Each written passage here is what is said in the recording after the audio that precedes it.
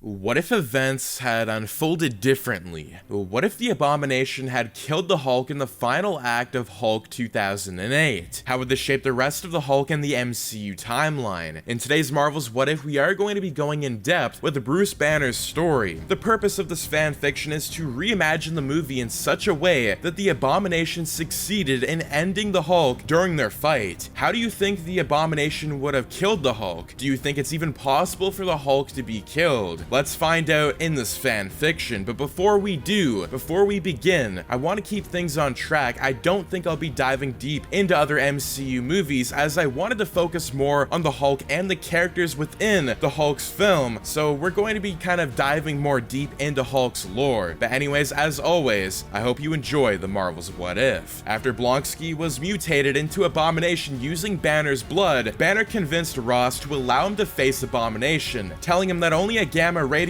Hulk can face another gamma-radiated creature. Also knowing that the Hulk could stand a chance against the Abomination, Ross agreed. The battle between the Hulk and the Abomination rocked through Harlem, causing destruction and several structural damage to nearby buildings and infrastructure. At the end of the battle, the Hulk then succeeded in subduing the Abomination by strangling him with a chain. He had it in mind to end him, but Betty's pleas calmed him down. Rather than killing him, he left him supposedly weak. He screamed out in anger and finally released the Abomination. He turned to walk towards Betty, and in the process, he transformed back into Bruce Banner as his anger has been gone. In that moment, the Abomination seized the opportunity, and in that split second, he grabbed Bruce Banner and ripped him in half, killing him instantly before stomping on his heart to make sure that he was permanently dead. He then went further to smash his head as everyone watched in horror while Betty screamed out Bruce's name in pain. With Banner dead, the Abomination went into a rampage state and destroyed the soldiers that Ross had ordered to attack him, and in the process, he also destroyed Harlem. It was obvious that the battle was a losing battle, so Ross ordered his troops to fall back as the Abomination chased after them until they crossed Harlem's borders. While the Hulk was gone, there was nobody else that could stop him. He declared himself the King of New York, daring any government or military itself to face him if they wanted Harlem. For months, the American government sent their armies to try and get back Harlem, but it all ended the same in devastation. They threw everything they had at the Abomination and even considered nuking the whole Harlem block, but Ross had pleaded for some time in order to give an alternative solution to their Abomination problem. General Ross and his daughter worked in a hidden laboratory, hoping to find a way that they could stop and defeat the Abomination, while the Abomination went further to take control of the whole state of New York. The only thing that could destroy a gamma-radiated Hulk was another gamma-radiated Hulk. They decided to find Dr. Stearns, who was the genius directly responsible for recreating the process of making a gamma-radiated Hulk. The process which was to accomplish using Banner's blood. They had Banner's body, and they needed Dr. Stearns. While Dr. Stearns needed Bruce's blood, they had been able to get in communication to Dr. Stearns, and they had requested that they were going to work with them if they could get him out of New York City, as the Abomination was keeping him hostage. They knew that they needed someone to infiltrate New York and get Dr. Stearns out. Rick Jones volunteered to get Dr. Stearns, and they disguised as one of Blonsky's henchmen, whom to be a part of his team of military. He had sneaked into the laboratory without detection and revealed himself to be Dr. Stearns. Rick Jones was able to get Dr. Stearns out of New York City as planned and take him to a hidden lab. Unknown to him, Dr. Stearns had actually made a deal with the Abomination. He was going to help him find Ross. In exchange, he would get as many specimens to experiment on. Getting the lab after a few weeks of work, he was able to create the serum that would turn any person into a gamma-powered entity. Ross decided that he was going to be the lab rat. There was no telling what was going to happen if they were going to use it, but Dr. Stearns himself was already mutated. This was a variable, and they had not accounted for. Rick Jones, Betty Ross, and Ross himself had been present while Dr. Stearns' mutation was triggered, and in the process, they were also affected by the serum, transforming all four of them into a variation of gamma-powered entities. Dr. Stearns' brain mutated mutated and made him super smart. With the others struggling for their mutations, he made his way out of the laboratory, but Betty and Ross became the Red and She-Hulk, and Red Hulk respectively, while Rick Jones had turned into a blue variation close to the Abomination. When they all came to realize that Dr. Stearns had escaped, they knew that he had betrayed them, taking all Bruce's blood and the remaining serum back to New York, but he was not exactly working with the Abomination either. He had his own agenda and wanted something more. The Abomination was a pawn and not a leader. He was smarter and was meant to be the leader of the new world. He then added something extra into the Gamma cocktail so he would be able to control anybody else that turned into a Gamma entity. He had also gone further to create the cure for Gamma radiation and proceeded to depower Abomination back into his former self, Emil Blonsky, before keeping him in his chains in the fortress while he proceeded in creating more Gamma Hulks for himself to control. Meanwhile, Ross, Betty, and Rick were planning how they were going to infiltrate New York City. They had their own powers now, but it was most likely that the Abomination had more for himself with the help of Dr. Stearns. They needed someone to infiltrate New York once again to get information about what was going on and decided to send Rick Jones again. He was able to infiltrate the laboratory, but this time it had been a trap. But before being captured, he was able to send information to the lab, especially after the fact that Dr. Stearns had the serum that could turn a Gamma-powered person back to normal. He then turned into his Gamma version and tried to fight his way out of New York, but was overwhelmed by the numerous Hulks that Dr. Stearns, who had changed his name into the leader, was controlling. He was captured and depowered. Meanwhile, immediately Ross had gotten the information he needed from Rick, knowing that Rick was in danger. Ross had immediately assembled a team to head to New York City after creating weapons that could disrupt Gamma radiation. A battle ensued between the military team headed by Ross and Betty against an army of Gamma-powered Hulks. The battle had just been a distraction, and the aim was for Betty to find the depowering serum and release it. While Ross had fought towards the cells where Rick and Blonsky were being held, Betty turned into herself. She disguised herself as a henchman and went back into the laboratory where Dr. Stearns has been experimenting. He was too smart and predicted the most likely outcome, that they were going to make a move. A battle ensued between the leader and Betty, but being stronger, she had used her brute force to win against him, intentionally activating a bomb, and it blew up, spreading the depowered serum, killing the leader and injuring herself, but depowered everyone else. Ross was able to save Rick and arrest Blonsky for his men before he ordered the backup to take control of New York City. Noticing that his daughter was not emerging from the blast, he ordered a team to look for her, and found out that she had been with the leader and everything was over, but at what cost? He had lost everything, or he thought that he did. While a team had salvaged the laboratory, they found an extra serum. With the serum, he tried to bring Betty back to normal, and it worked. She transformed into the She-Hulk, and her healing capabilities ended up working, healing her. While they tried to rebuild New York City, Blonsky was transported into a maximum security prison and spent the rest of his life there. And that is going to be, what if the Abomination had killed the Hulk in the 2008 film? Now, we might not have went in depth with a lot of other MCU films, like the Avengers 2012 movie, or Iron Man could have easily wiped out Abomination if he ended up creating the Hulkbuster, but I really wanted to give these other characters a in-depth story. So that being said, I hope you guys enjoy this Marvel's What If, and if you guys do like the content here, do make sure to subscribe, like, share, and turn your notifications on so you and your friends are all up to date with the latest content. But anyways, as always guys, thanks for tuning in and have a fantastic day.